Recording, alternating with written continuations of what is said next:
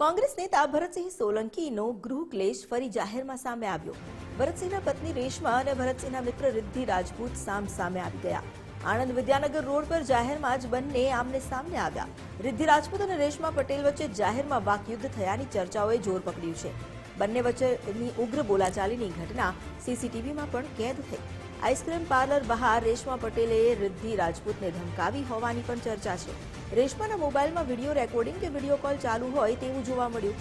ઘટના અંગેની પોલીસે હજુ સુધી કોઈ જ સત્તાવાર માહિતી નથી આપી. અગાઉ પણ રેશમાએ ભરતસિંહ અને રિદ્ધિને માર મારી આક્રોશ ઠાલવ્યો હતો, જેનો વિડીયો પણ સોશિયલ મીડિયા પર વાયરલ થયા હતા.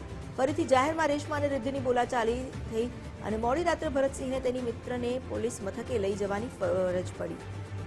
રિદ્ધિ રાજપૂતે રેશમા પટેલ વિરુદ્ધ અરજી આપી હોવાનું પણ જાણવા મળ્યું છે.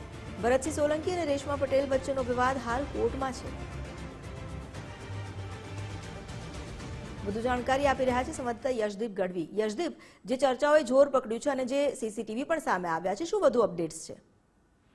જી હા મિતા, જે પ્રમાણે કોંગ્રેસ નેતા ભરતસિંહ સોલંકી અને તેમના જે પત્ની છે રેશમા પટેલ તેની વચ્ચેનો જે વિવાદ છે તે જગજાહેર છે. પરંતુ આ જે ઘટના છે તે ગત મોડી રાત્રિની છે, જ્યાં વિદ્યાનગર રોડ પર આઈસ્ક્રીમ પાર્લરની બહાર જે રિદ્ધિ રાજપૂત નામની જે તેમની સ્ત્રી મિત્ર છે તે ક્યાંક રાત્રે બહાર બેઠા હતા અને ત્યાં રેશમા પટેલ આવી પહોંચ્યા હતા અને ત્યાં તેમની સાથે જે ચર્ચા થઈ હતી.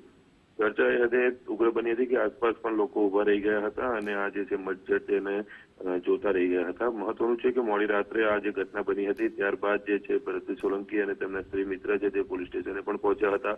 મહત્વનું છે જે પ્રમાણેની જાણકારી બહાર આવી રહી છે તે પ્રમાણે તેમણે અરજી આપી હોવાની પ્રાથમિક માહિતી પોલીસ તરફથી મળી રહી છે. પરંતુ હજુ સુધી કે પોલીસ ફરિયાદની કાર્યવાહી કે અરજી ઉપર શું કયા પ્રકારની કાર્યવાહી થશે તેને લઈને કોઈ પણ પ્રકારનું પોલીસ દ્વારા જાણકારી પ્રાપ્ત નથી થઈ. પરંતુ જે આ સમગ્ર ઘટના છે તેમાં સીસીટીવી ફૂટેજ જે છે તે પણ ખુલીને સામે આવ્યા છે કે જેમાં જે રેશમા પટેલ છે તેઓ તેની સાથે વાતચીત કરતા અને જાહેરમાં જે છે તેની સાથે ચર્ચા કરતા જે છે સ્પષ્ટ જોઈ શકાય છે. મહત્વનું છે ત્યારબાદ ભરતસિંહ સોલંકીની જે પોલીસ સ્ટેશને પહોંચવાની જે પ્રક્રિયા છે તે ક્યાંક ને ક્યાંક જે છે તે આની ઉપર કોઈ કયા પ્રકારની તેમના દ્વારા વાતચીત થઈ છે તેને લઈને પણ મોટા સવાલો ઉભા કરે છે. અને આ જે ઘટના બની છે તે કહી શકાય કે ટોક ઓફ ધી ટાઉન બની હતી.